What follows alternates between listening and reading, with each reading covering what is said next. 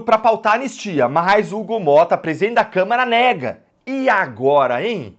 Se você, assim como eu, acompanhou nesses últimos dias a ocupação do plenário da Câmara dos Deputados pela oposição e pela direita, e ficou animado, ficou esperançoso, ficou feliz de ver os nossos deputados lá lutando de forma aguerrida pela nossa liberdade, eu tenho uma coisa para te dizer.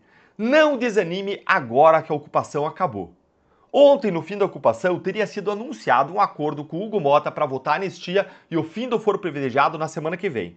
Só que, em vez de animar todos, isso fez muita gente ficar desanimada, porque não dá para confiar no Hugo Motta e ele já descumpriu a palavra dele antes. E olha, se você pensa assim, eu não tenho como tirar a sua razão. Hugo Motta não é confiável.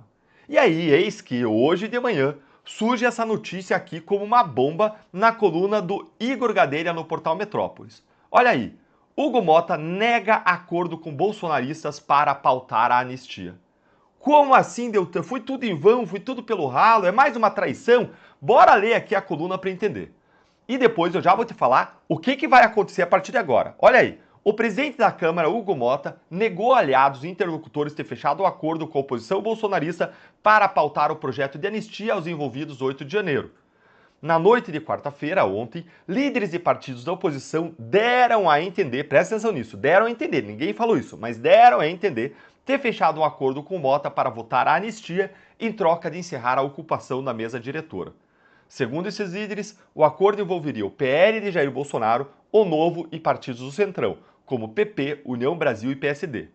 O acerto previa ainda a votação do fim do foro privilegiado. Com quem conversou após a confusão, no entanto, Motta negou ter se comprometido a votar a anistia. A interlocutores, o presidente da Câmara disse que o acordo foi só entre os partidos. E aí eu fui tirar essa história limpo, peraí. E eu fui falar com deputados que fizeram parte da negociação e eles esclareceram que, na verdade, não houve um acordo com Motta. O que houve sim foi um acordo com as lideranças dos grandes partidos da casa, do PP, do União Brasil, do PSD e com a liderança do Novo, além do PL. E esses partidos se comprometeram a trabalhar pelo fim do foro privilegiado, o que é uma jogada de mestre, que eu já vou te explicar por quê, e para pautar a anistia.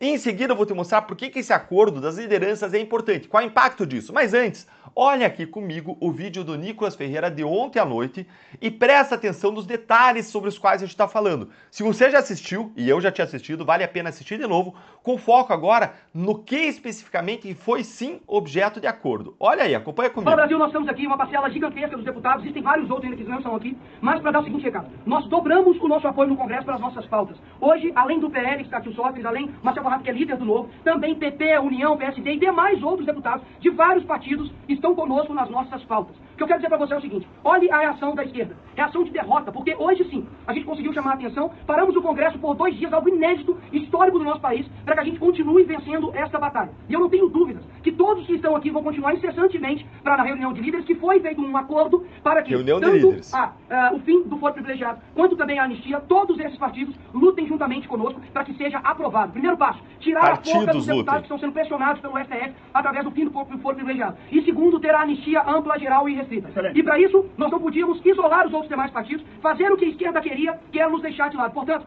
sinta-se extremamente representado, confiante, porque caso isso não acontecer, nós vamos lutar muito mais forte. Hoje, nós ganhamos o Congresso. É isso aí. Pera, para aí. Espera que tem mais. Presta atenção.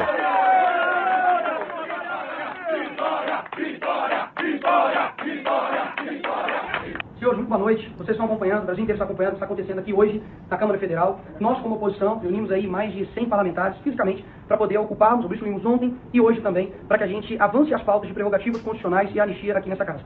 Nós estamos aqui conversando a longos passos com diversas lideranças e chegamos ao devido entendimento. Está aqui ao meu lado, Rodrigo de Castro, que é líder do União. Está aqui ao meu lado, Luizinho, que é líder do PP. Aqui ao meu lado está o líder do Novo, Marcelo Van Hatten. E aqui à minha direita também, Sóstenes, líder do PL. O que está decidido que faremos? Em todas as nossas conversas, em todo tipo de desafios que nós temos aqui nessa casa, o diálogo sempre vai ser, obviamente, o melhor caminho. Nós firmamos um compromisso de que na semana que vem, todos esses partidos aqui citados irão trabalhar incessantemente para as nossas prerrogativas constitucionais, que passa pelo fim do foro privilegiado, que vai tirar a amarra no pescoço de diversos deputados que estão aqui pressionados pelo STF. E, consequentemente, a anistia, que é a nossa pauta prioritária. Então, portanto, quero que todos vocês, brasileiros, que acompanharam tudo que nós estamos fazendo, que a ação, ela de fato, não existe vencedores e perdedores. Existem pessoas aqui que estão ao lado do Brasil. E hoje eu não tenho dúvidas que o Brasil ganha, porque nós iremos conseguir lutar para que a maioria deste Congresso seja respeitada. Muito obrigado a todos e que o Brasil sempre vença. Vocês entenderam? Não teve um acordo então com o Hugo Motta, teve um acordo com lideranças de grandes partidos que o Nicolas estava aí do lado e mais de um outro que foi mencionado por ele naquele momento anterior, que ele estava com os deputados ao redor dele ali, que era o PSD, ou seja, teve um acordo ali envolvendo União, PP, PSD, Novo, PL. E por que esse acordo é tão importante? Porque o que será ou não pautado é decidido pelo presidente da casa, Hugo Motta, sim, mas é discutido, é deliberado, é tratado em uma reunião de líderes anterior às pautas, anterior às votações. Tem uma reunião de líderes em que esses líderes, como esses que vocês viram com o Nicolas, se reúnem e decidem o que vai ou não vai à votação. E agora há o compromisso desses líderes de grandes partidos, que têm um grande número de deputados, de fazer essas pautas avançarem. E mais, eles decidiram combinar com a anistia o fim do foro privilegiado. E por que isso é essencial? Eu vou contar agora, vou explicar agora para você por que unir essas duas pautas foi uma jogada de mestre da direita. É o seguinte, gente, a direita entendeu qual que é o grande medo do Hugo Motta. Ele não pautou a anistia até hoje, apesar dos compromissos que teriam sido feitos com o PL, por conta do medo de retaliação do STF. Afinal de contas, ele tem rabo preso, rabo, perna, braço preso com investigações do Supremo relacionadas ao orçamento secreto, às emendas, e agora surgiu também aquele caso das suas funcionárias fantasmas. Contudo, ao pautar a anistia junto com o fim do foro privilegiado, se retira ao mesmo tempo o poder que o STF tem sobre os parlamentares, sobre Motta, sobre a imunidade parlamentar, sobre todos, esvaziando uma das maiores armas que os ministros têm para colocar pressão nos deputados e senadores, para encoleirá-los, para chantageá-los, para fazer os parlamentares agirem como os ministros quiserem. E a PEC do fim do foro privilegiado, vamos lembrar que já foi aprovada no Senado. O que significa que se ela for aprovada agora na Câmara, ela se torna parte da Constituição de forma automática, sem passar pelo Lula, sem passar por sanção ou veto, ou seja, vai ser promulgada diretamente aí pela própria Câmara junto com o Senado, pelo Congresso Nacional. E essa jogada não só livra os parlamentares do principal instrumento de pressão do Supremo sobre eles, mas tem um outro efeito gigantesco. Com o fim do foro privilegiado, o caso do Bolsonaro e de todos os demais podem sair do Supremo e das mãos de Alexandre de Moraes na semana que vem ou assim que for aprovada essa mudança constitucional.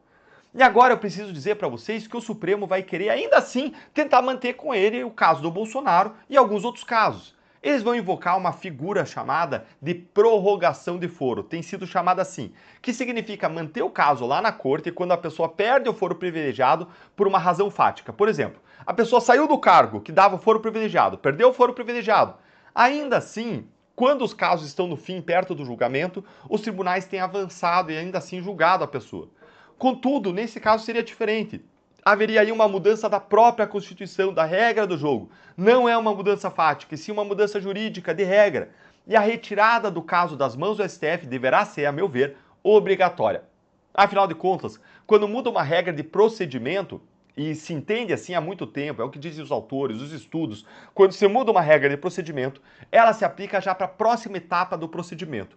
E o julgamento de Bolsonaro, a próxima etapa, já deveria acontecer então na primeira instância, se acabar com o foro privilegiado. Se isso de fato acontecer, gente, vai ser uma vitória gigantesca para a direita. Vamos então observar atentos o que vai acontecer e os próximos passos da Câmara dos Deputados. Agora a gente tem que manter uma coisa em mente. Protestar, ir lá, gritar, ocupar é muito importante. Agora, numa Câmara que você tem 513 deputados, é essencial o diálogo, a conciliação, o compromisso, buscar caminhos comuns. E foi isso que os deputados conseguiram fazer depois de tanta ocupação, depois de tanto grito, conseguiram gerar aliados para essas pautas. Isso foi essencial. Isso nos traz sim uma luz no final do túnel, nos traz uma esperança. Quer dizer que é certeza que vai dar certo? Não, não é. Por isso a gente segue precisando da sua, da minha, da nossa mobilização de todo mundo que apoia essas pautas, dando like, compartilhando o vídeo, não meu, de todo mundo que trata disso, para que a voz da nossa indignação, para que a voz das nossas pautas, das nossas causas possam chegar mais longe, para que mais gente possa ser trazida e convencida.